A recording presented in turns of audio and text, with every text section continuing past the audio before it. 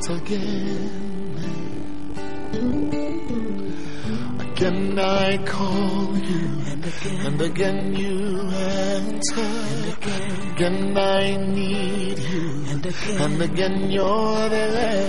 Bonsoir monsieur, bien heureuse année pour ceux qui nous ont suivis pour la toute première fois depuis que l'an 2011 a commencé. Je vous réitère mes meilleurs vœux. Voilà, ce soir dans Propulse, nous allons recevoir un analyste. Avec lui, nous allons parler de bien de choses. Aujourd'hui, nous allons recevoir, il va nous présenter sa lecture de la récente décision du pouvoir sur la révision constitutionnelle, mais nous allons aussi passer un temps à faire pour nous les bilans de 4 ans de mandature pour les différentes institutions qui gèrent actuellement le pays. Et enfin, nous allons finir par jeter un regard sur son parti politique. Il va faire sa propre présentation, je l'introduis déjà. Il s'appelle professeur Dindita Stéphane. Bonsoir, monsieur Stéphane. Bonsoir, madame. Alors, nous sommes heureux de vous retrouver sur ce plateau de votre magazine Propulse. La première question qui s'impose, quel bilan pouvez-vous établir aujourd'hui des 4 ans des institutions qui ont été issues des élections de 2006?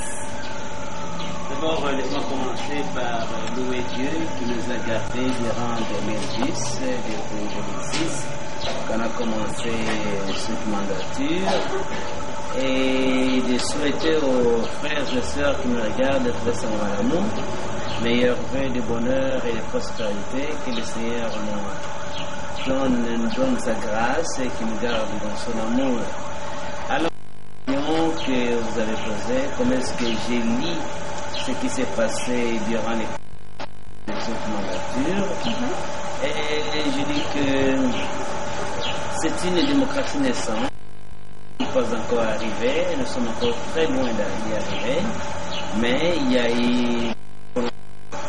D'abord, il faut noter la maturité du peuple congolais. C'est un peuple extrêmement sage et qui est aussi très patient, qui durant les moments les plus difficiles, ce peuple se retrouve avec une certaine sagesse et une certaine scrupule. Alors, je regarde les institutions, je vais plutôt d'abord voir les 3 indicateurs. Parlons du gouvernement, par exemple. Le gouvernement, eh bien, c'est un gouvernement qui est et qui avait un agenda. En venant, nous avons voté pour les 5 chantiers de la République et nous avons un très bon programme, et d'ailleurs, personnellement, on nous a vendu.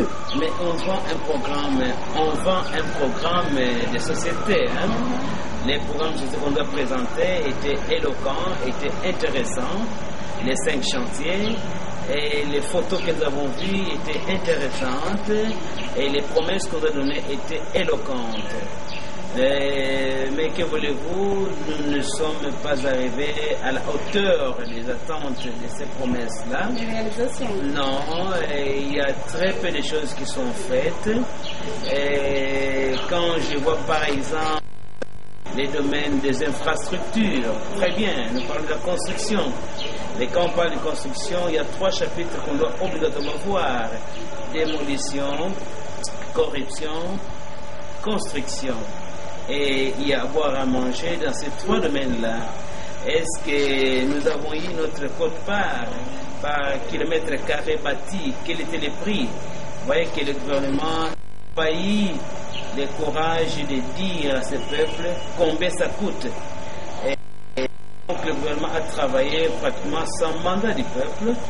Et il ne rendait pas compte au peuple. C'est peut-être le règne du paternalisme que les Belges nous ont laissé, qui continue encore. Pour une démocratie, c'est justifié devant le peuple. Une démocratie, c'est dangereux parce qu'on ne fait pas de choses pour nous. Nous qui sommes les propriétaires